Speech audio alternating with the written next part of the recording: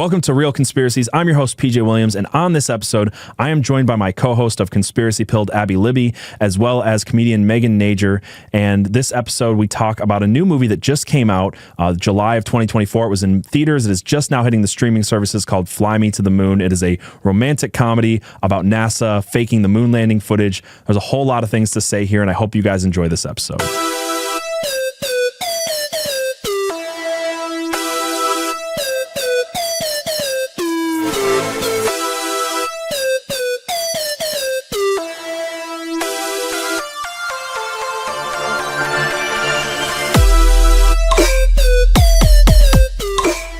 All right, so today I have Megan Nager joining me, as well as Abby Libby. You guys might be familiar with Abby. How are you guys doing today? How are you doing, Megan? I'm glad to have you back.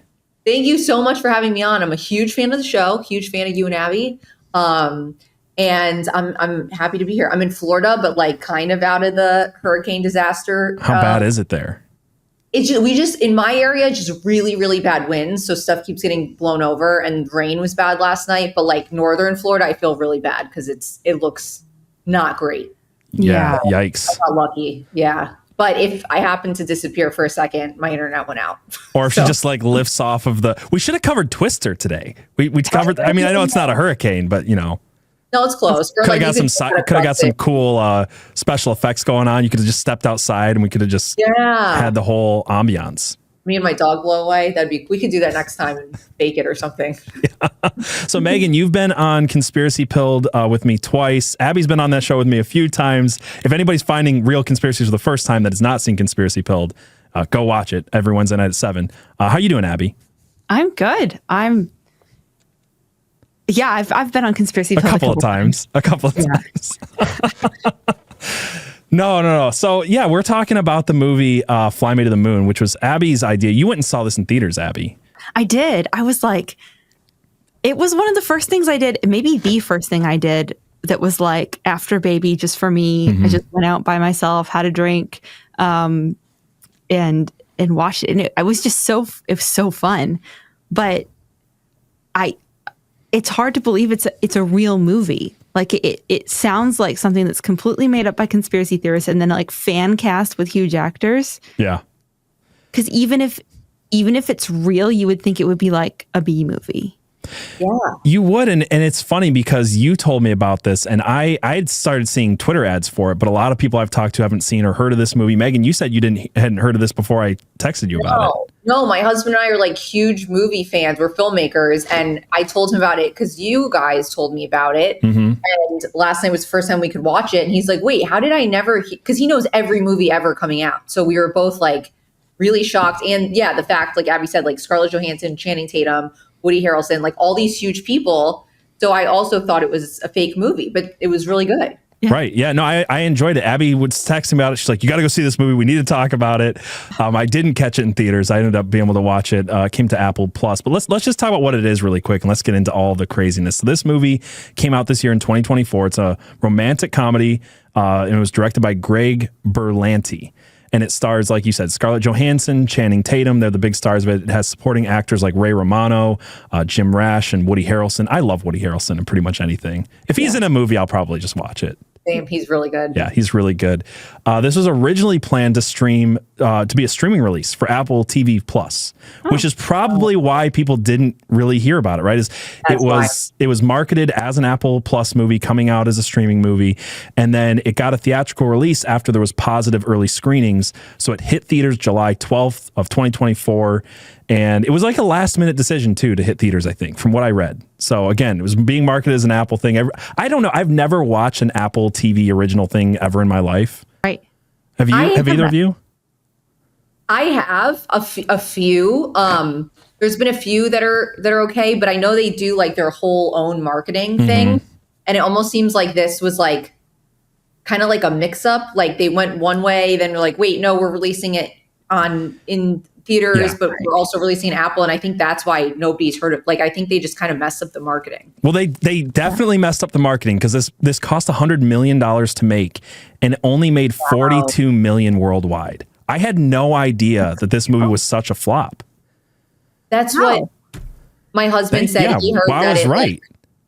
Yeah, he was like, he heard that it basically should have done a lot better than it did. And also the ratings, I think it was like a 6.7, but I was like, I feel like it could have gone higher than that. 6.7 on some sites. It gets 65% from Rotten Tomatoes.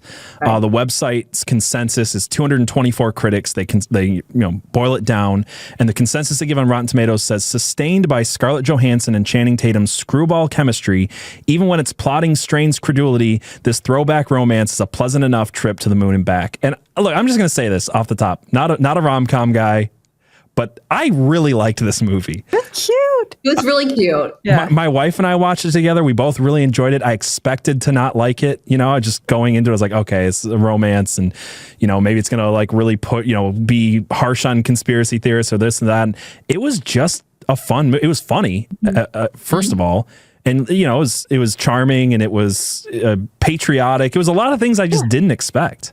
Yeah. Yeah. Also made me like want to live in the 50s or 60s. Yeah, same, right? They're just very classy. Yeah. Yeah. Well, the audiences did like it way more than the critics, though. The audience reviews gave it an A- on Cinema Score. Yet the Guardian film called this a misjudged and unfunny rom-com, giving it 2 out of 5 stars. Yeah. So that seemed harsh to me. It's really harsh, and I want to talk about why I think that this got such bad ratings. But really first, I feel like it'd just be good to just check out the trailer really quick. So I got a little part of the trailer. So let's just check this out. The whole world will be watching. We can't afford to lose to the Russians. We need to shoot the backup version of the moon landing. You mean to fake it? No one can ever know what we're doing. I cannot accept that. They will shoot you. What is my budget? Oh, boy. I know a lot more about the moon than I know about you. Give me go, no go for launch. If you fake this mission, every single thing that we have sacrificed will have been for nothing. You know you couldn't have made it to this day without me. 4, 3, 2, 1. My Armstrong is a whiny little bitch. We have to recast. It is funny. I really like this movie. It was really funny. Is it just that like we're anomalies and we're like in the conspiracy world and like we got all the great conspiracy jokes? I mean, I think that's part of it, maybe, but I think it was political. I really think that this movie got panned for kind of political reasons. I mean, let's just look at the critics couldn't agree on what this movie was saying. I mean, that's the first thing I noticed. So if we go to the Smithsonian, and this isn't a movie critic site, but if you look at all these different sites that are talking about it, what you'll see is they have different ideas. The Smithsonian thinks that Fly Me to the Moon pokes fun at conspiracy theories, right? It's making fun of these idiots. Go ahead and laugh at them. So the Smithsonian can like this movie. But if you go to Time, they said Fly Me to the Moon is a lighthearted conspiracy romp, but it speaks to a spiritual sickness. And it's a really long article that just says that this is awful. People don't trust our institutions, and this movie's not helping. They should be making people believe in the institutions again. And first of all, I don't think they watched it, if that's the takeaway they got. But second of all, like even in the end of the article, they're basically saying nobody trusts the institutions. Maybe it had to do with Watergate. Maybe it had to do with the Gulf of Tonkin. Maybe it had to do with X, Y. And they bring these up in the article and then go, so I guess it's just a symptom. But I mean, I don't know. What do you think on this? I do agree that the movie, I felt like the end betrayed the movie a little bit. Like my biggest criticism of the, are we doing spoilers? Yeah, so I guess I can say that now. I never say that, and then till my guest brings it up halfway through the show, like, you should have said spoiler warning. I'm like, I feel like if you're coming to this looking for the symbolism and all this stuff, I'm going to break it down. Yeah, spoiler. We're going to spoil the crap out of this movie from this point on. There you go. So, the whole movie, they're like, this is why we have to fake it. This is why it's the right thing to do to fake it. And they're faking it the whole way. And then the last few scenes are like them switching the cameras and like, oh no, did we get it switched? And then I thought, and I think it would have been correct to the movie to leave it like, you don't know. You don't know if it was real or not. they faked it, but you don't know which footage you saw. It was really close. Leave it at that. But they did the whole cat thing where the cat fell onto the set, and then they were like, oh, guess that's the real footage. That's the real moon. It definitely had me going for a minute, going, okay, which one is it? Is this the real footage? Is this the fake footage? Because they were going to fake it. Then there's this last minute attempt to, save it. So be like, hey, we're screw the government, screw this man in black, Mo Burkus. We'll talk about him in a minute. We're going to show the real thing because we need the American people to trust us, yada, yada, yada. And I really liked that tension of it being, is it real? Is it fake? And the fact that they spoiled it it was a little too cheesy. I think it was a call by an executive or by somebody to be like, look, we can't actually give the conspiracy theorists this much air. What do you think, Megan? 100%. Also, like, having had a conspiracy podcast with Spotify, I just know that, like, that was supposed to be a TV show. Like, they get so nervous about actual conspiracies. Like, my partner would kind of bring up more pop culture ones, and then I would always go for the like hardcore conspiracy theories, and I would always get told like, hey, we can't really be promoting conspiracy theories, and they're just like, so it's like you're walking on eggshells. And then I even wrote an article about conspiracy theories for forgot what publication, and they flagged it, and they're like, we can't put this out there because people like take conspiracy theories too seriously, and we can't promote them. And like, I feel like Hollywood freaks out about that. So I totally agree that it was probably some executive being like, no, was not a conspiracy. They shot the footage, and they also actually went to the moon. Where at first I thought maybe they were just going to shoot the footage. And then I was thinking, I was like, oh, was there a world in which like maybe they did shoot footage, but did actually go to the moon? They did end up going to the moon in real life. Like I didn't think they were going to reveal that it was like the real thing at the end, like you guys said. Right. A lot of people, even in the conspiracy world, which maybe everybody else doesn't know about, including myself in this, think that we went to the moon, but that they at minimum had a plan to fake it. Right. I truly, that's where I fall down. I'm not sure. That's a whole different episode, whether or not, and we can talk about it in this episode for sure. But like, that's at least where I fall down. At minimum, they tried to fake, or they had a plan to fake. Let's put it that way. But this was way too much for the critics. If you actually go through and read the critics who panned this movie, it was all, they're giving too much credence to the conspiracy theorists. This is giving them everything they wanted. And then they link it to Q somehow. And they just, it's this whole thing. So nobody had a real problem with the actual film. I think the biggest, like, maybe legitimate critique that I saw of it was that it was too long. And I don't know how you guys felt about it. A lot of people said it could have lost 20 minutes. I don't mind a little bit longer of a movie. I liked that it went in a lot of different places. That's just me personally. You were kind of nodding along, Megan. Do you think that it could have been a little shorter? It's funny. I watched two reviews of it, and they both really liked it and kind of said the same thing we did, that they was like unexpectedly good. They didn't know about it because of the advertising, but it was way too long, and they were like freaking out about the length. Yeah. I didn't really. I mean, it's funny because towards the end, Corey and my husband and I were like, wait, it's 2 hours and 12 minutes. And then, but I didn't, it's not like I didn't even realize. Basically, I got to the end, I was like, oh, that was kind of long, but it didn't, only because I saw the time. I really didn't think it was like that long. The only reason I noticed is because I watched it with my wife and she went to bed. And she was like, I really like this movie, but I don't want to. She's like a stickler on this is the time I have to be in bed. That's just how she is. So she noticed the time and went to bed, and we finished the next day. But I was like, man, I was really into it. We both were into it. Yeah. But yeah, I really liked it. I didn't think it was too long. I want to bring up the plot summary and just kind of get into the plot a little bit and stuff that happens. So according to IMDb, they say that Fly Me to the Moon is a sharp, stylish, romantic comedy set against the high-stakes backdrop of NASA's historic Apollo 11 moon landing. Brought in to fix NASA's public image, sparks fly in all directions as marketing maven Kelly Jones, played by Scarlett Johansson, wreaks havoc on launch director Cole Davis, played by Channing Tatum. An already difficult task. When the White House deems the mission too important to fail, the countdown truly begins. So yeah, I mean, it's basically what we already said.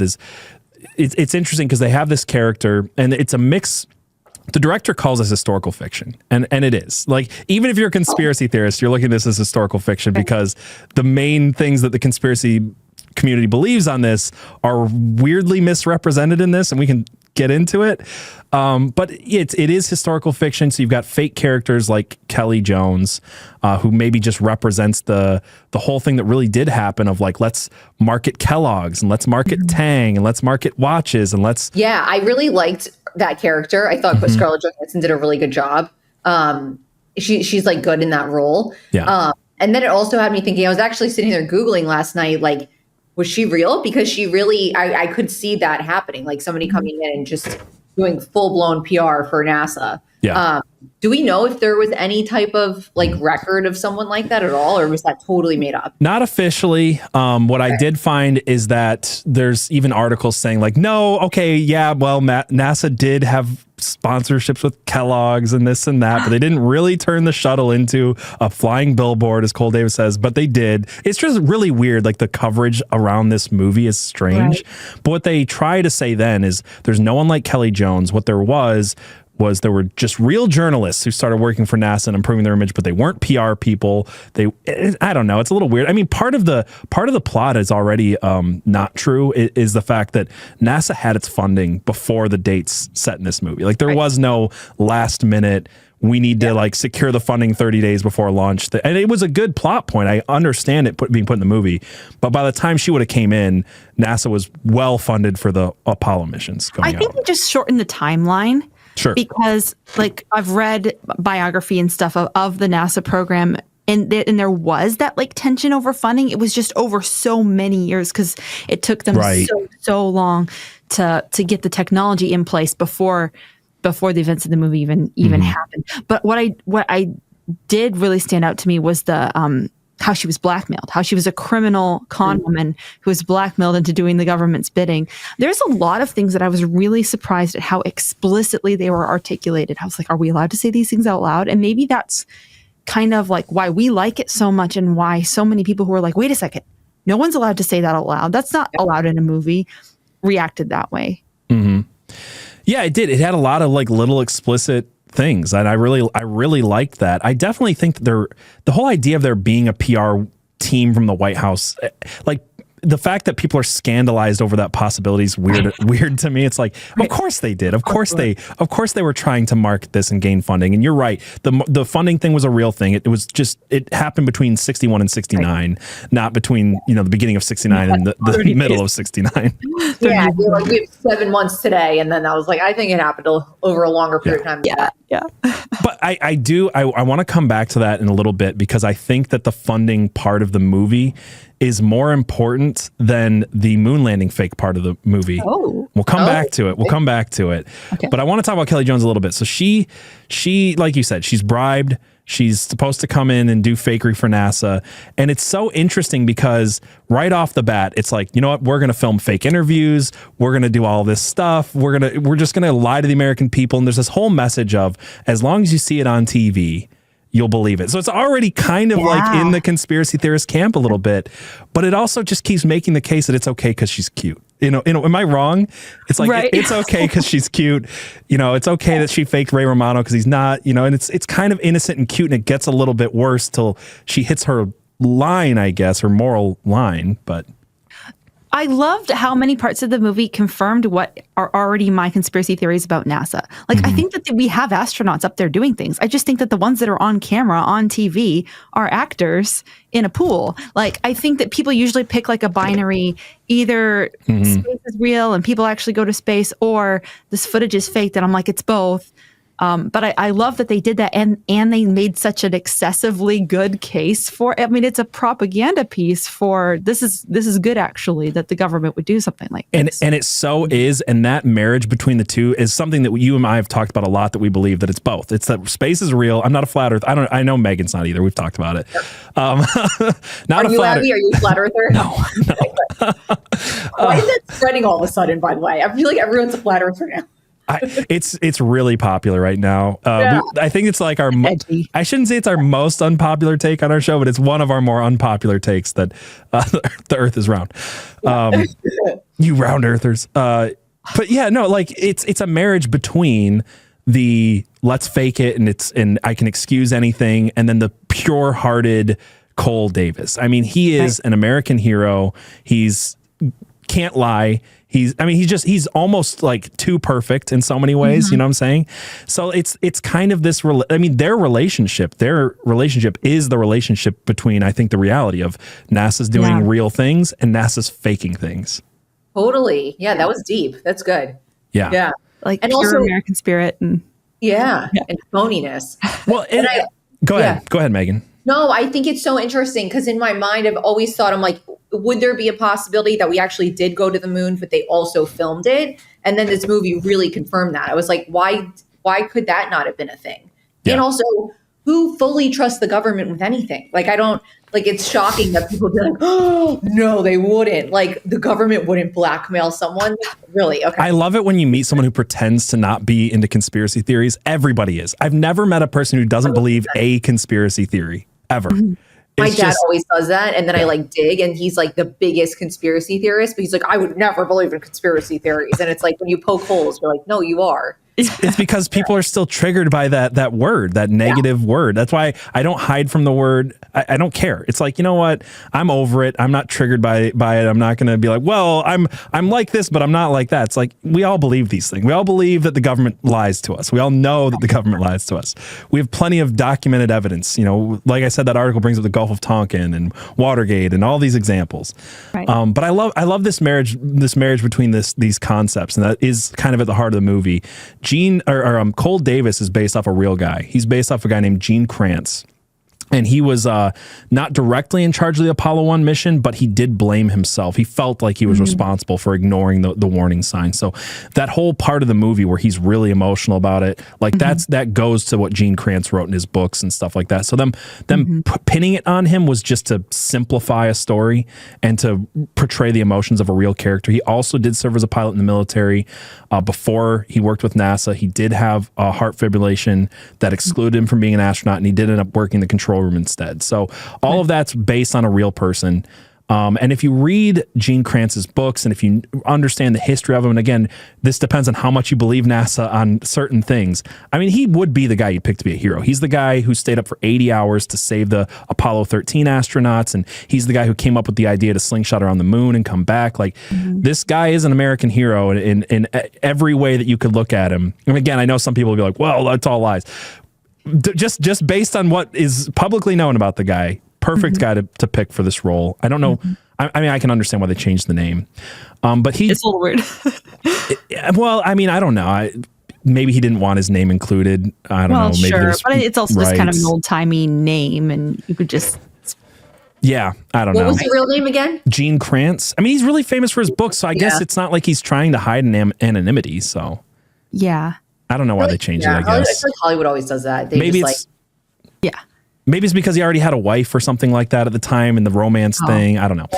Yeah. Could be something like that. But he's supposed to represent everything that's good about NASA. And the whole movie keeps making the case that his hands are clean. NASA's hand. Just look at it this way. Cole Davis is NASA. He's the stand-in for all of NASA. So Cole Davis is clean. Cole Davis wouldn't lie to you. Cole Davis loves the American people. He's only doing everything for the good, and he becomes a complete representation of NASA. Like, that's his role. So anytime something dirty or bad happens, they can push it off on Kelly Jones. They can push it off on Mo Burkus or the Nixon administration. I love that one. Did you guys catch that? Like, Mo Burkus worked for Nixon. So even if the government's corrupt, well, it's just because it's Nixon, right? Of course. Right. I know. I was just like, why is it always the conservative? It's just always like they really... It's just completely, they hate them. And it's low hanging fruit, right? I mean, you've got the Watergate scandal. It's just like, yep, we can, because it gives them an out to be like, look, yes, this guy was corrupt, but it's Nixon, right? It's not the whole United States government. It's not the CIA. It's really funny because it used to be that the left accepted conspiracy theorists, like tolerated them. Like they're still treated weird and like off on the edges, you weirdos who don't believe in 9/11. But like the people who questioned Nixon, the people who questioned Bush, and all of that was all like anti-conservative. So it was okay. And now even this, which is poking fun at Nixon, is like QAnon. Yeah. It doesn't make sense. I mean, it just really doesn't, right? The articles don't make sense because I really feel like, again, the ending was, rah, rah, America's great. We didn't fake the moon landing. And all these, it really wasn't. I mean, here's the other thing that I think people don't understand. Conspiracy theorists are more willing to make fun of themselves, generally speaking, than most people. At least that's what I've seen. I mean, the whole show that Inside Job on Netflix is a big like joke against conspiracy theorists, but I love it a lot, and people who are into conspiracy theories love it. It's hilarious. Yeah. And I like this movie. It's like at the end of the movie, at the end of the day, they can be like, "Yep, your ideas are crazy," but it's funny and it's cool to see the things that it's cool to get the references. I just enjoyed it for that. One other thing about Cole Davis really quick, because I want to move on to Mo Burkus, is that part where he lies about the Eagle One only having 8% fuel left and that they had done this in training, and he makes a decision to do the right thing. Like, to me, that was the little out to say, well, okay, even pure-hearted NASA maybe lies sometimes, but he did it for the good. He did it for the American. So, like, am I stretching too much with that? I just feel like he is a representation of NASA. And that little lie that, like, Kelly Jones gets him to tell at the end was a good lie, right? It was weird because he was like risking his guys' like lives over making sure that the footage was clean. Yeah. Yeah, it's a little weird. It also didn't happen, by the way. Well, yeah. No, I'm just saying, like, that was a decision that Neil Armstrong had and Buzz Aldrin had to make. They were like, "Hey, look, we only have 8% fuel. Can we do this?" And they got to make the decision. So even Gene Kranz had nothing to do with that. Cole Davis had nothing to do with that. But the point was, in my opinion, the point was, okay, NASA lies sometimes, but it's only for good. So even if you catch NASA lying, it's a good thing, actually. Like, it just kept coming back to, like, what lies can the government tell you? What lies can NASA tell you? And how can we convince you that it's good for them to lie, I guess, is what came through. Yeah. You know what I also thought was interesting is, have you guys seen American Horror Story at all? Little bits.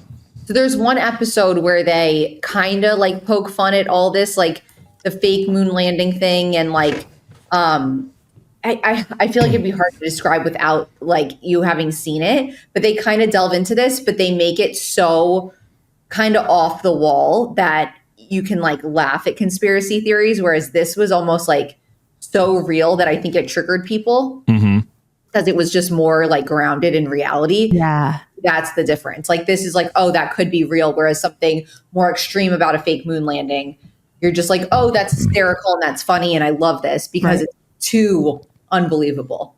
That makes sense. Yeah, it was really grounded in reality. I mean, you kind of finished the film like, maybe it would have been like better and smarter and safer if they had just faked it and not apologized for it. Like, not a really good case, just fake it. Well, yeah, I mean, that's the question, right? Is like, is this soft disclosure? Is this like, okay, enough time has passed that we can kind of like all admit as adults that, yeah, maybe NASA faked the footage, but it's okay. Like, do you guys get that from this, or what are your thoughts? A little bit. Yeah. Yeah. I mean, it definitely feels like preparing the culture to be like, oh, of course they faked it. They had to fake it to beat the Russians. Yeah. Yeah. Yeah. And although they faked it, they also actually did. Yeah. Still real. Yeah.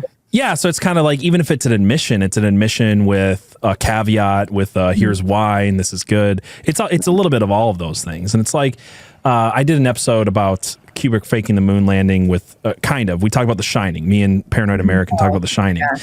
And one of the things that he said is, he's like, look, at this point, it'd be weird if you hadn't heard that Kubrick helped fake the moon landing. You'd be the weird one. It's like, it's always brought up as kind of a joke, but it's like, if it finally came out, it finally came out that maybe Kubrick did help fake the moon landing and maybe some of the footage was fake or whatever, would anybody be surprised? Would they care? Or would they have just been primed to just be like, yeah, I guess that's okay? Yeah. I think he's right. Like, whatever your beliefs are on it, at least, like, if it came out today, do you think people would be mad, shocked? No. Kind of vindicated, you know? Because they introduced it so slowly that, or like over such a long period of time, that it's just like, people can't be that shocked. Like, I feel like they do that on purpose. Yeah. I feel like with the moon landing conspiracy, usually you have to like reach. It's harder to believe in the conspiracy than it is to believe in the narrative. And I think we've reached a point in like our progression as a society where it's harder to believe that we went to the moon than it is to believe in the conspiracy.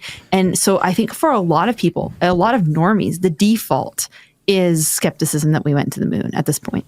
Well, because we haven't been in 50 years. Exactly. I mean, there's a lot of reasons why it's hard to believe, right? I mean, we haven't been in 50 years. One of the NASA guys said we lost the technology, and it's like, been like interviews, them saying like we can't do it. yeah. And it's weird. It's like, oh, you lost the technology. And I have a different theory on this we could get into, but like you lost the technology and you're saying, but you're also on the same hand saying, isn't this the biggest engineering marvel in all of world history because we went to the moon with less computing power than a calculator? Yeah. And it's like, yeah. So you losing the technology is a really hard one for people to grasp. Like those two things do make it hard for people to understand. And is it Buzz Aldrin who came out and was like, we didn't go to the moon? Buzz Aldrin's so freaking weird. He punched. I know people are like, oh, he's crazy. But also, I've seen that interview and I'm like, Buzz Aldrin's so weird because he punched a guy for saying they didn't go to the moon once. And he also has insinuated that we didn't go to the moon a bunch of times. Yeah. It's really strange. I not to play devil's advocate too much, but I do want to talk really briefly about one interview that people show of Buzz Aldrin that I think they're getting wrong. And it's on, I think it was on Conan O'Brien, where he's like, you didn't see us go to the moon. You saw what did he say? An image, a cartoon, something like that. Yeah. But there was, before the moon landing, a fake cartoon that they were showing of like, this is what the moon landing will look like. Right. So I think that's actually what he was saying in that. Okay. I think it's taken out of context, but either way, he has other times been like, well, did we go to the moon? And he like definitely leads into it. And on the other hand, getting really offended when people say we don't. He's such a weird character. But even if we did, he didn't, right? He's the actor. Well, He's that's the actor. question, right? Was he an actor? Did he go? Yeah. I mean, that's what the movie is basically saying, is that everybody who you were introduced to on TV, these are actors. The people who went to the moon really went to the moon. Those are the astronauts. They're too nerdy to be on TV. You saw the handsome, charismatic actors that we cast. That's actually a good point, though. I never thought, because the movie makes the case a little bit the other way, where it's like, well, Buzz Aldrin really did go and there's a guy playing him. But it would be interesting if it was that Buzz Aldrin and Neil Armstrong were actors. Like in that beginning, Kelly Jones is like, who looks good on TV? Right. This guy looks good on TV, way better than Ray Romano. Let's put him on TV. So maybe that's who they were this whole time. Yeah, and it's not like we had social media or they had social media back then. It's not, like you could check this stuff. It was just like there were like 3 stations on TV, and that what you saw was what you got. Like, right. I want to talk about Mo Burkus, coming back to this guy who, shows up. He's this mysterious guy. He's like, that's not even my real name. I work for Nixon, maybe, kind of. He was, okay, he's a man in black, right? Yeah. Yeah. Okay. Like clearly a man in black. He says 2 lines in the movie that are that absolutely are definite nods to that concept. Well, 3 maybe lines in the movie. But I just want to talk about it for a minute. At one point, I missed this the first time I watched it. He says, when he's bringing up, he brings up Project Artemis for the first time. And he says, hey, we have to fake the moon landing just in case. It's just a precaution. Nixon doesn't know about it, but we can't look like fools on the world stage. He's already making the insinuation that he works for a branch of government that's outside of Nixon's purview, which would be the Men in Black. Yeah. And then he says, quote, thousands of people in the desert work on a fleet of extraterrestrial pods that we found at the bottom of the ocean. And you never heard about that, did you? Caught that. I was like, wait, what? Which is a nod to Area 51, which is another, like, there's 2 big nods I want to bring up to the real conspiracy theory and what the movie does. And in the movie, they just film it at a hangar at Cape Canaveral. It's not in the desert. It's not in Area 51. This to me was the nod of like Area 51, right? We're going to bring up Area 51, but because NASA let us film, because they actually did film this in Florida at Cape Canaveral. So like they did the whole thing there. But they changed that part of it. They changed the filming location. And then he does this nod to Area 51. And then his last line in the movie, Scarlett Johansson says, Mo. Are there really aliens out there? They walk among us. Fly me to the moon. Let's play among the stars. He's a man in black. Yeah. Yeah. I like that. I don't know. He was an interesting character, and also just made me question more stuff of like who's operating in our government, and are aliens walking amongst us? Yeah. We did an episode about Hollywood and the CIA, Abby. And in that one, I brought up how Woody Harrelson's dad was an assassin for the CIA, and he talked about it with Barbara Walters, and it's this whole rabbit hole, right? Like he's got this whole weird relationship with the CIA. But one thing that I noticed is in this movie, he's working for the government to fake footage to fool the American people. He's also in the movie Wag the Dog, where he's filming footage for the government to fake things to fool the American people. I just thought that connection was super interesting. Yeah, I mean, I just find the whole casting in the movie interesting for like, if you write this, don't you realize that this is kind of a fringe movie? Like, don't you realize that this is a B movie that you've written? Like, why are you casting it like an A movie? I don't know. I mean, it should have been an A movie. I really think the marketing was just bad. I feel like it was a high budget. It was good actors. It was entertaining. I don't know. Also, I thought it was interesting because Scarlett Johansson produced it. Did she? I didn't realize that. Yeah. It said that was like, oh, that's interesting. And then also the director, he's done a lot of big stuff, but more so like TV series. So yeah, the whole thing, I could see it more being like a B-list cast type thing. I don't know. I go back and forth because, I think they just really messed up the marketing. But I also think it could have been more of a fringe movie. Well, I think the plot itself, right? Though, is that what you're saying, Abby? The plot itself relegated it to being a B movie, right? Because the acting wasn't, the cinematography wasn't, but just the premise in and of itself. Yeah, I feel like you look at the script and you're like, I don't know who looks at that script and says, let's spend $100 million on this. Yeah. Well, and Scarlett Johansson in it. I have theories on that. I want to come back to another interesting nod is this character Lance Vespertine, who's played by Jim Rash, who's maybe the funniest character in the entire movie. This super effeminate, bitchy, whiny gay guy director. And they just tell you right off the bat, first time you meet the guy, she's like, listen, you're the Kubrick of commercials. And it's like, okay, this is the guy. Yeah. I like the Kubrick nod right off the bat. And there was another line later on where he's throwing a fit in the studio. And she's like, we should have got Kubrick. I just love the nods to Kubrick faking the moon landing. Why didn't they just use Kubrick? Like that his family would have sued him, I think. Would they? Yeah, they're really mad about the whole conspiracy. His family, you said? His daughter is pretty vocal about how she's mad about it. So I that's my only thought is they had to make the nods, but they maybe didn't want to deal with backlash from them. Yeah, I could see that. It would probably be big, and then it'd be a whole thing. Could have been. It's definitely the theory, though. I mean, everybody knows it. Yeah. So I feel like at minimum they had to be like, well, how do we say it's Kubrick without using Kubrick's name? We say he's the Kubrick of commercials. We get, and it's comedic relief. I mean, honestly, though, seeing Kubrick like on set being like way too meticulous and the CIA like pressuring this guy to get this done, or the Men in Black pressuring him to get it done would have been pretty funny. I mean, Abby, he's a perfectionist, isn't he? Yeah, he's. You want me to? Yeah, that's what's queuing you up. Oh, yes. Well, we all know that Stanley Kubrick is such a perfectionist that he demanded that the fake moon landing be filmed on the moon. On location. Yep. For accuracy. So I did love how much they focused on the details of like, this is how moon rocks would look like, and just copying everything they could possibly copy. Yeah. The movements, Yeah.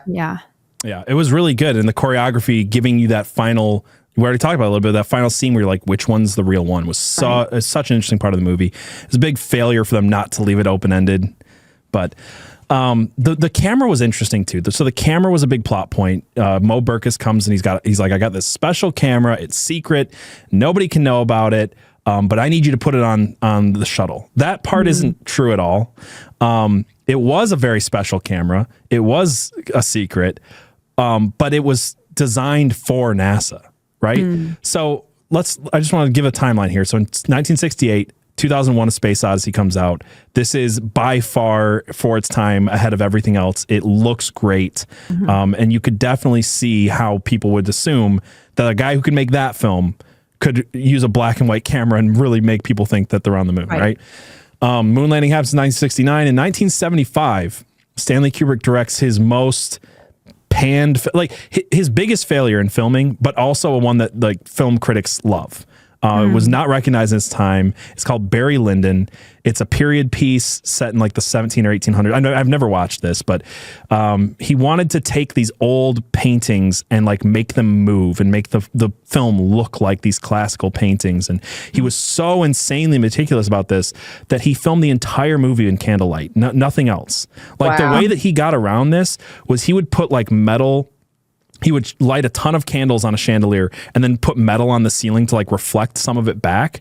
But even with everything he did to film an entire movie with candlelight, which is insane in its time, we don't have digital photography, right?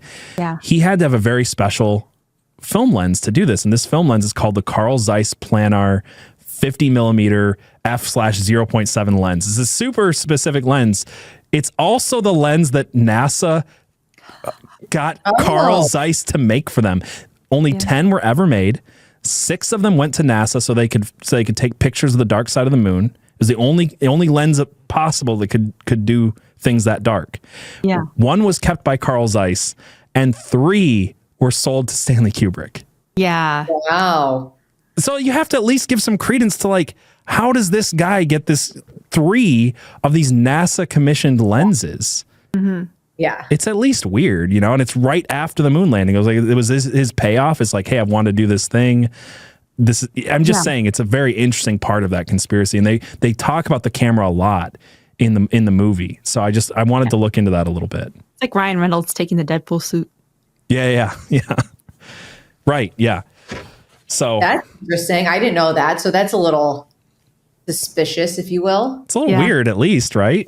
Yeah. And also, isn't The Shining, I should know more about this, but my husband was telling me, isn't The Shining like they said there's like some people think it's like an apology for doing the moon landing? Yeah. And if people want to check it out, I did a whole episode on this. Okay. And no, I wasn't trying to cut you off. I was just letting anybody listen to this later know. There's a whole episode on this I did with Paranoid American. You should definitely check out. But yeah, the kid is wearing an Apollo 11 shirt, and he's playing on carpet that looks like the Kennedy Space Center, and like it's so weird. There's this whole scene where Jack Nicholson's character is yelling at his wife, and he's like, don't you know what they'll do if I break my contract? Don't you know how important a contract is? And I can't leave, and I'm stuck in this. It definitely comes across as him admitting that he is holding a dark secret from his wife or from the world, and only his wife maybe knows, and it's eating him up. So that theory is very interesting, but if you go through it, it's at least pretty plausible. I mean, there's a lot of other moon references to it. There's like weird Indian paintings that look like rocket ships. There's Tang that's featured prominently, which is like in this movie, the Tang was like a huge thing, right? Yeah. Was Tang like Coke? Like Coke? Yeah. What was Tang? Tang is like a powdered. It's a powdered thing you add to water to make a beverage. Oh, okay. So because it was dehydrated stuff, they could. Astronauts could use it to get like electrolytes and stuff. Okay. Yeah. So, I mean, I'm not sure exactly how necessary it was. Maybe it was a little bit more of a marketing thing of like, hey, we can use this and NASA can bring in some money, which is the case the movie definitely makes. This is one thing that frustrates me about conspiracy theorists or conspiracy theories is like there's the narrative, like the narrative. And then if you question the narrative, there's like one path you can walk. It drives me nuts too. Even the people who are like, we're interested in the truth and we have imagination and we have the secret knowledge, but it's like, and we're brave and we go off and we find the truth, but you're only allowed to walk this one little path. And the one little path is that, if Kubrick faked the footage, that means we didn't go to the moon. And then that like precludes anything interesting or weird that might have happened on the moon that wasn't filmed. Like, I'm perfectly willing to say that the footage was faked. I think it probably was. I think they're basically saying that at this point is that, yes, it was faked, and they're getting their karmic, they believe that their karmic burden is alleviated by telling us, right? But I think that we miss out on so much interesting stuff when we don't like actually think through the possibilities and get a little bit more, get a little deeper. I mean, my favorite, most unhinged theory on this, I kind of brought up earlier, is the fact that Werner von Braun was getting technology the same way that the Nazis got it from like Pleiadians and stuff like that. And that's why they lost the technology, because it was alien tech and it's taken them a long time to build it back. I mean, there's so many cool other theories you can get into See, that's what the American Horror Story alludes to. Yeah. And that's why I think it's like more accepted because it sounds more off the wall. So it's easier to dismiss. But yeah, that's a really good point, Abby. Normally in these movies that I cover on the show, I'm finding a lot of occult symbolism in them. This one wasn't. And there's reasons why there wasn't a lot. But there was one symbol, I'll call it that, visual cue in this movie that happened over and over and over again that I found really interesting. So I want to bring it up. So are you a fan, Megan, of Star Trek at all? I used to watch with my dad growing up a lot, but like not recent. My husband is. Okay. I've never been into Star Trek, but I do know about the red shirts, the yellow shirts, and the blue shirts. And here's just a picture of the red shirts, the yellow shirts, and the blue shirts. And if you paid attention to the wardrobe in this movie at all, it just happens over and over and over again. Cole Davis has this. I didn't bring up a lot of pictures, but you can see the wardrobe. I mean, his shirts look like they're from Star Trek. Some of her dresses look like they're from Star Trek. IMDb points this out as it was a very obvious thing that they were doing. And this makes me think of the famous Red Hot Chili Peppers line that space may be the final frontier, but it's filmed in a Hollywood basement. And I just keep seeing this like, you know, we faked the moon landing. If you were going to make a reference, it would be Star Trek. It would be the fact that, hey, they were faking it on Star Trek. Right. Yeah, that's a good point. I didn't even realize I was like subconsciously realizing that. I guess like because I kept pointing out, I was like, yeah, they're wearing these like bright colors and it's always similar. So I didn't even realize that. Yeah, definitely looks like Star Trek shirts quite a bit. And we talked about this a second ago, but the what they call in this movie Project Artemis is the fake moon landing. And he says, Mo Burkus, Woody Harrelson's character says, Artemis is the twin of Apollo, and this is essentially the twin mission, a clone, whatever. He kind of like gives his reasoning for it. This is going to sound so unhinged, but I was watching the movie, and I take notes when I'm watching these, and I wrote down, holy crap, he brought up Project Artemis. Right. And I was like, I know about Project Artemis. Project Artemis is that theory that there was a fake moon landing. There's a secret twin NASA program running concurrently to the Apollo program. Apparently, I'm completely wrong. I cannot find literally anything anywhere on the internet about Project Artemis as that conspiracy theory that I totally remembered enough that when I heard it, my brain just went into overdrive. And I'm not trying to be like this is a Mandela effect, but it was driving me nuts all day trying to find. So I just have to ask, have you ever heard of Project Artemis before this? Am I crazy? No. Is the internet gaslighting me? No, I had two when I was watching a review like earlier today on it, just to see if they brought up anything interesting. And they kept saying Project Artemis. And I was like, I know I've heard that before, but I didn't go to Google it, but I've 100% heard of Project Artemis. Right. Okay. So I'm not entirely crazy. And what's weird to me is the way he described it in the movie was exactly the way I remembered hearing about Project Artemis before this. I don't know. I'm hoping somebody watching this will leave a comment and let me know that they've heard of this before, or maybe I'm crazy. I'm looking it up. But Project Artemis was the name. You won't find anything. I spent hours. That's most of my research for this. I was trying to find Project Artemis stuff. You see, it says, or the Artemis program is a moon exploration program led by the United States National Aeronautics and Space, NASA. Right. And that's what I want to bring up in just a moment. Okay, I want to bring that up. But the original title for this movie was Project Artemis. And that was when Chris Evans was still cast as the lead. So originally it was supposed to be Chris Evans and Scarlett Johansson. Even more like Captain America. Yeah. Wow. Yep. You know why they changed? He had to scheduling conflict. Oh, okay. Yeah. So what I read was that there was Scarlett Johansson and Chris Evans have done a lot of movies together. There was two movies recently they were supposed to be in. One of them, Scarlett Johansson had a scheduling conflict. This time it was Chris Evans that had a scheduling conflict. But you can see early parts of this movie when they're doing principal photography and stuff like that. Chris Evans is on set. He was going to do this movie and they had to recast him. So at some point, like during the filming, I guess. I had a friend who worked for NASA. I don't think he works for NASA anymore, but he gave me patches from different missions, and Artemis was one of them. So it's definitely like it is a mission. It is a mission. It is a mission. So that's what I saw. Okay, we'll come back to it, but because I want to get there. Yeah. So that was my. Where was I going with this? Twin moon landings, all this stuff. Artemis is a program right now that's being put on by NASA. It was established in 2017. Before I do that, I just want to show you one other thing that I found, and I want to come back to that. But talking about the filming at in Florida, I found this thing from Entertainment Weekly, and it was the director talking about how they got the footage of the launch and everything that happens, right? And in this, I'm just going to read a little bit of this. He says, the most influential movie for us was the Apollo 11 documentary, which was a lot of historical footage that NASA had preserved. They shot a tremendous amount, many hours of which still has not been really seen by the public. There's about 10,000 hours of footage from the Apollo program on 65 millimeter, and we had access to it. So we got hold of a lot of footage, and we were using it for prep as inspiration for shots. Berlanti continues, the director. He says, we were going to try to color tone what we could with the temperature. What would the temperature be? Knowing that if we could emulate enough of the original footage, we'd have access to all the footage to intersperse, and that would actually widen how much material we could use in this movie. Berlanti and the cinematographer Darius Wolski were so successful in their endeavor that the director estimates that more than half of the launch sequence seen in the movie is the real deal. The blast-off has 2 or 3 CGI shots, but a lot of it's just original footage, he notes. Every decade, the capacity to restore the footage gets better and better, so it looks better and better. People can't tell what's what. They also use NASA's footage of the crowds gathered at Cape Kennedy on the day of 1969 launch to help capture the flavor of the moment. There's some crowd shots that are ours, and there's some crowd shots that are theirs, Berlanti adds. My favorite thing is that there's people who worked on the movie who can't tell what's ours and what's theirs.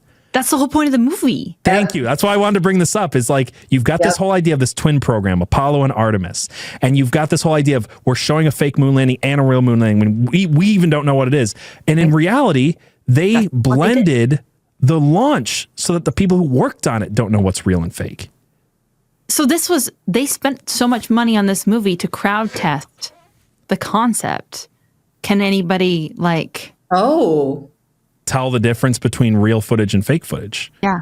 I mean, it's just so interesting that, again, if you've got a movie about we have real and fake moon landing footage and we're trying to sell one or the other to the American people, now with our technology, we can blend old footage with new footage, so much so that the people working on it don't know what's real. Yeah. Like, that's such an important message in this movie. So are they trying to fake the next moon landing? I know. And also, the next one. Like, we've been to other planets and it, like, different things. Like, I never understood that. It's like, why the moon, but we can go to other places? And then also, are they faking that? Well, yeah, I mean, that's the question, right? So coming back to Artemis, right? Artemis is this program. It's going on right now. It was established in 2017.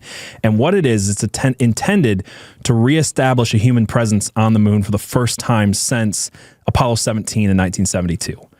Their stated long-term goal is to establish a permanent base on the moon to facilitate human missions to Mars. So they want to go to the moon over a course of years. It's a mirror of the Apollo program. It's a twin of the Apollo program. And they want to do 5 missions. Well, that's actually like 6 or 7 missions that they have planned so far that are going to be in the exact same order. Artemis 1 was an uncrewed flight. It launched on November 16th, 2022, and they flew around the moon. Artemis 2 is scheduled to go out next September 2025, and it will send 4 astronauts to go around the moon. And that'll be the first. Then Artemis 3 is scheduled for the year after 2026. This will be the first crewed landing on the moon since Apollo 17. So we are 2 years away from NASA putting people on the moon again, according to their own plans.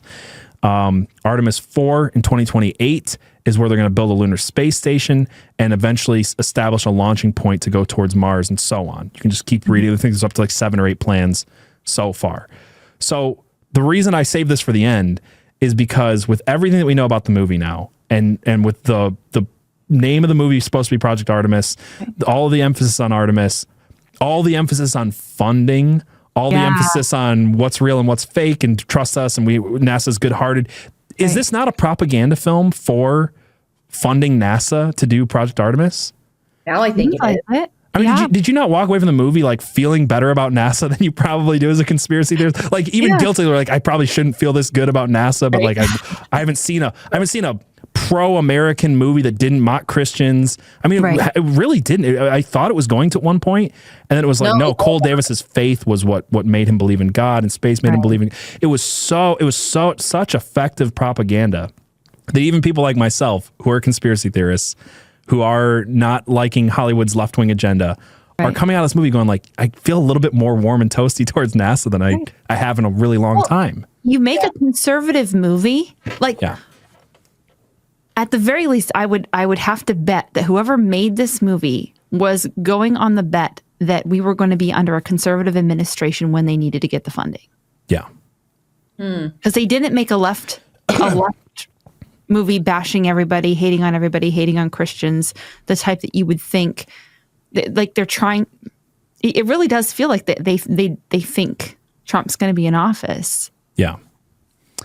It's interesting. I mean, it definitely, and it's maybe that. It's maybe just the fact that like there's what they're looking at is people like us who are maybe more critical of NASA and government funding. And if you read that Time article, it's like it's all the right wingers, it's all the QAnon, it's all this, it's all that are not trusting institutions. But why I said I don't think they watched the movie is the movie felt like a trust in the institutions movie. It felt like a remember when NASA was great movie. Right. Remember when America was great. Remember when we went to the moon. Wouldn't you like to feel that in 2026? That was Tomorrowland, right? It was the whole, sad, NASA is gone. I never saw Tomorrowland. Okay.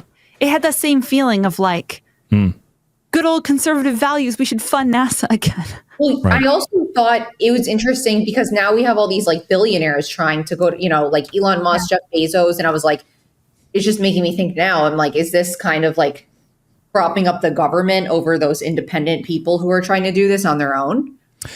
You know what's interesting about that? I didn't even put this in my notes, but the original Project Artemis that I found after a lot of digging, not the original, the one I'm thinking of in the 60s. In 2002, there was a privately funded Artemis project. And the Artemis project was a privately funded way of saying, look, the government's wasteful. They suck. What we're going to do is we're going to get a bunch of billionaires to put a base on the moon and then launch from the moon to Mars. So then NASA just like rolled in. I don't even understand how all NASA and SpaceX and all that works now. Contracts, but yeah, right. So like that program, that private program was like rolled over where it's kind of a conglomeration between the two now, between like SpaceX and NASA, and it's private and it's government and it's a little bit of both, right? Yeah, because Artemis was Elon's, right? Originally? No, I don't think so. I think it didn't say the name of the billionaire, but it was 2002. Would Elon have been a billionaire in 2002? No. I think he was like hundreds of millions, but not billions yet. I don't think. I don't know.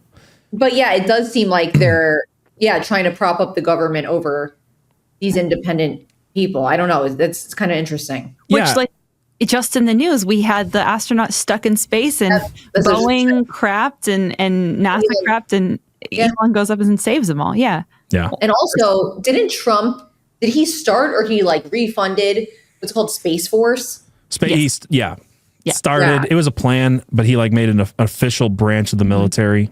So military. Okay. Yeah, but you're right. I mean, so when I was looking at this originally, I'm thinking, okay, here is a soft disclosure movie, a revelation of the method movie about the moon landing being fake. And when I finished the movie and I did a little bit of research, I really feel like this is a pure propaganda film for funding of NASA, for wanting to feel that again, for wanting to be American again. It just felt like a feel-good return to NASA, go to the moon again. And then when I looked at the plans of we're 2 years away from going to the moon, it just made so much more sense. Yeah. And then also, like, why wouldn't they put more marketing behind it unless it was a genuine mess up? I don't know. You're right, though. It was such a screw up for them to not market this film better. But then also it could be like, oh, this was just like a subtle thing we threw out there and whoever gets it, Yeah. Well, that's what it feels like, right? Yeah, for sure. It was so, and like, I'm shocked I had never heard of it. But when I was looking up reviews, there are a lot. So I was like, people are seeing it. Yeah. I think it just took time. $60 million under budget. It's pretty bad. It's pretty bad. Yeah. But yeah, I mean, I guess I would wonder if we're going to see more films like this in the next couple of years, more films that are pushing a similar message. Like this is like the first test one. They weren't sure I was going to do it was going to be an Apple Plus streaming one. And then because the screenings are like, oh, people like this movie. And then it kind of had the backlash of the critics who thought it was too pro-conspiracy theorists. So they kind of like shot themselves in the foot. How do you spend $100 million on something, put Channing Tatum and Scarlett Johansson in it, and then go, oh wait, people like it? Maybe we should put it in theaters. It's so weird. They've done this with like a few other movies where they genuinely just like messed up the marketing, but this is like, it almost seems intentional. Do you think they got cold feet over like how much they think it was going to push a conspiracy narrative?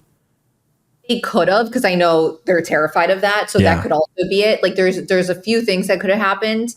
It's a good point. I feel like the whole movie was getting cold feet. Like the whole last, even at the end, how they just like cold feet. Like, oh no, it's the real footage. Yeah. Yeah, it could have. Again, I know some, and maybe it just didn't test well with audiences. I didn't see anything, I should say, that said they originally screened that ending and it didn't test well. But it definitely seemed like the ending it should have had. I like open-ended movies. I mean, I like the movie Prisoners. A lot of people hate the movie Prisoners because of the open ending, but I think that tension is good. I think the going home and having the question of like, okay, well, which one do you think it is? And can I look for the clue? It's like I did an episode on Inception, and Inception leaves the top spinning at the end, right? And because the top is spinning for a decade, more than a decade now, people are like, well, did Cobb wake up in the real world, or is he in the dream? That's a good ending, right? And this could have had that exact same impact where people are saying, hey, do you think that they faked it? But maybe that's exactly the cold feet moment of like, oh, we don't want to give them credit that maybe they couldn't let us have the conspiracy. They're just like, nope, not a conspiracy. Yeah. We did go to the moon. Yeah. Yeah. Do you think there was any like subtle alien messaging with the whole Mo Burkus line, or was just a nod? Because look, since 2017, the soft disclosure of like the government wants us to believe that there's aliens, but only in the way that they're telling us, and they want to do it slowly. Like that's a thing I talk about a lot. So the whole line of they're here and they're walking among us, I don't know if it was just a joke because he's a man in black and it was telling you that, or if it's just another part of the soft disclosure. It's gotta be. I mean, they can't say he's a man in black without suggesting why a man in black would exist in the first place. Yeah. Right? And then suggesting if he's human or not. I mean, because that's the real conspiracy behind the men in black, is that they're not human. They're not even human. Yeah. Yeah. And also, wasn't there another alien sighting? Was it earlier this week or like last week? They're like weekly now. Yeah, I think I know which one you're talking about though. Where some people said it looked like an angel. It was like all ethereal and white. I was listening to the Daily Wire, and one of them was talking about it, and I was like, oh, there's another. It was probably one. Matt Walsh. She's pretty into the alien stuff. Actually, I think it was Michael Knowles. I like rarely okay. listened to him, and I turned it on, and it was like right at the beginning, and I was like, oh, interesting. But yeah, the alien thing is they're definitely intentionally talking about that more for sure. That's come up nonstop. Yeah. And then I don't know, I feel like that could have gone either way. I did think it was a little bit of a nod to aliens. Yeah. Like they want to control that narrative too, I think. I just don't know which way they're going with it. I don't know if they know. Yeah, that's a good question. Because it's one day it's like, do you believe this? Like you're putting this out, you're having congressional hearings, and then you're also like, no, they do not exist. It does follow a 70-year pattern, though, to be honest, of them doing this, right? You had Project Blue Book, which was, hey, let's get the Air Force to look into it, then shut up, don't look into it. See something, say something, see something, shut the hell up. Like that back and forth has been going on since the 40s. Yeah. So who knows? We're in one of those eras now where it's like tacitly see something, say something, but maybe don't. I don't know. There's an agenda with it. Maybe they don't understand what it is, but like them pushing people like David Grush out there, who was like this Boy Scout that was ready to say whatever he was told to say, was interesting to me. Sometimes I wonder if it's just like they want to disclose and then they get scared. They get scared. Like I don't like this movie. Yeah. They wanted to say something and then they got too scared of saying it. Yeah. Yeah. Or also they can use it just as like a control thing. Like, oh, we have the option to use this because they kind of know, but they also kind of don't know. We could go either way. Yeah, for sure. Well, this was really fun, guys. I really enjoyed talking about Fly Me to the Moon. I'm glad that you suggested this movie to me, Abby. It was way more enjoyable than I thought it would be. Same. It was really good. Thank you. Yeah. And thank you, Megan, for coming on. It's really fun. Thank you, guys. This is great. I always have a great time. Abby, I'm so happy I met you, finally. Me too. Finally. Yeah. All right. That was Real Conspiracies, Episode 8, Fly Me to the Moon. I hope you guys enjoyed it.